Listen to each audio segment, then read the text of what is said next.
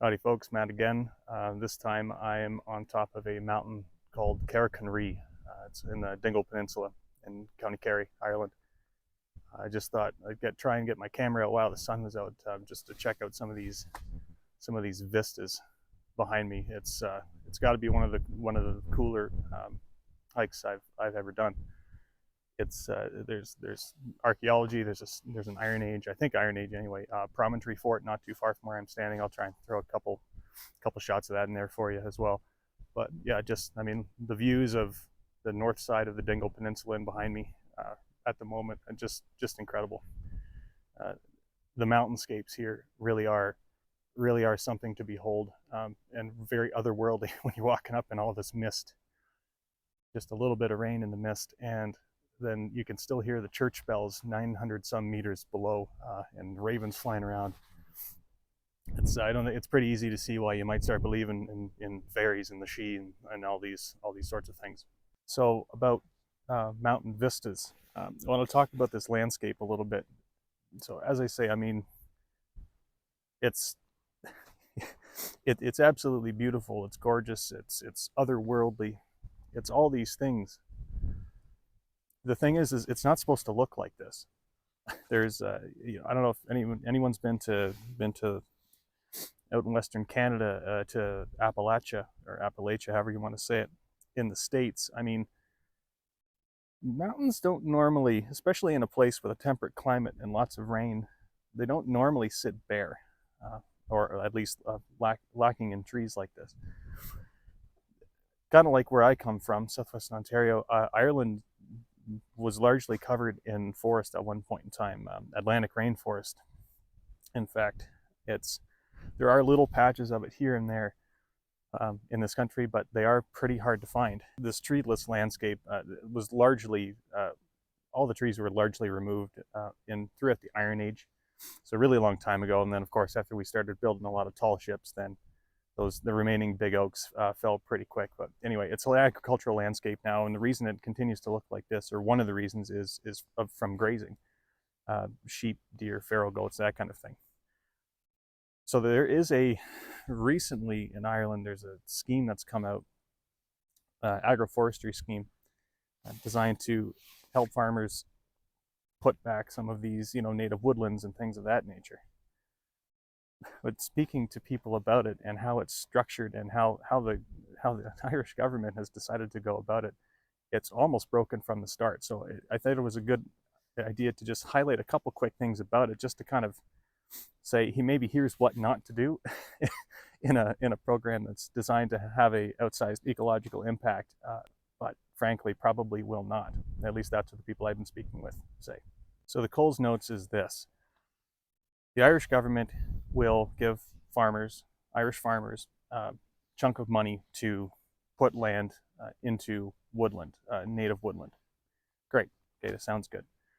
But in order to do that, you have to apply for a license, and you have to apply for a license for each individual area in which you would like to put said woodland. Okay, that's fine. But the problem is those licenses cost money. I don't know exactly how much, but it was told to me that it's not exactly an insignificant amount, and that in itself could be a problem, especially in a country that has some history with forestry that didn't go particularly well, and there's some people that are a little jaded about it throughout the agricultural community. Anyway, I won't get into that right now, it's complicated, but you have to apply for the license. And you're not guaranteed a license by any stretch. You have to meet a bunch of requirements within the agroforestry scheme, such as sites can't be too close to the coast. Well, I'm standing close to the coast right now, and I can tell you there are woodlands around, so like trees do grow here. So I'm not sure why that's in there. You also can't plant trees or establish a woodlot over 120 meters in elevation. So I'm about 850 meters in elevation right now.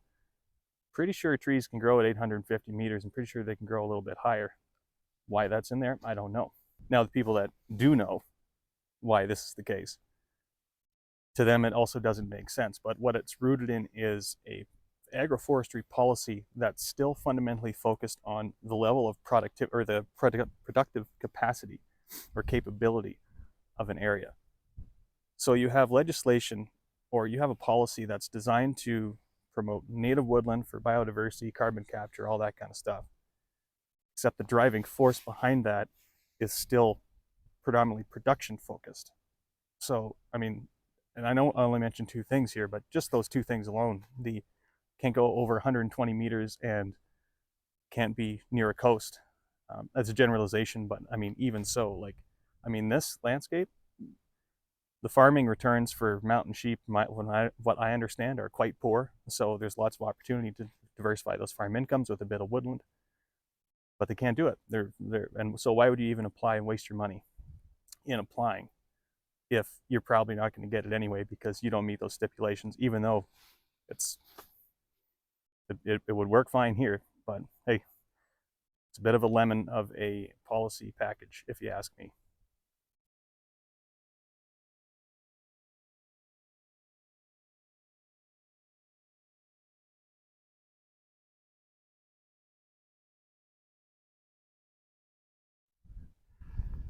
And here, ladies and gentlemen, are the remains of that promontory fort I mentioned.